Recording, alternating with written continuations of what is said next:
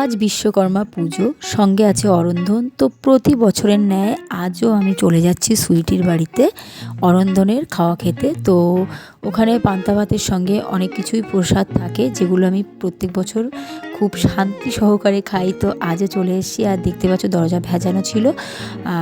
সকাল থেকে ওদের বাড়ি প্রচুর লোক খায়, তো আমি সোজা চলে যাচ্ছি তিনতলায়, কারণ ওখানে ওদের খাওয়া দাওয়ার ব্যবস্থা। আর এই রথিতে দাঁড়িয়ে আছে দেখতে পাচ্ছ। আর এখানে দেখো নানা রকম ভাজা মাছ রান্না হয়েছে, মানে এদেরটা কিন্তু নিরামিষ হয় না, আমিষ হয়। তো সেই জন্য সব কিছুতেই এদের মাছ দেওয়া থাকে। আর এখানে আছে কচু শাক, যেটা আমার সব থেকে প্রিয় খাদ্য। তো আমি অন্য তরকারি অত মন দিয়ে খাই না, কিন্তু কচু শাকটা আমার খুব পছন্দ, যেহেতু শুধু ওইটা দিয়েই ভাত খাই। আর নিয়েছি সঙ্গে তেলাপিয়া মাছ আর দুখানা ইলিশ মাছ, এছাড়াও চিংড়ি মাছ, আরও পোনা মাছ টাছ অনেক কিছু রান্না হয়েছে ওদের, তো সেগুলো আমি নেইনি। তো চলো, আজকের ভিডিও এই পর্যন্তই।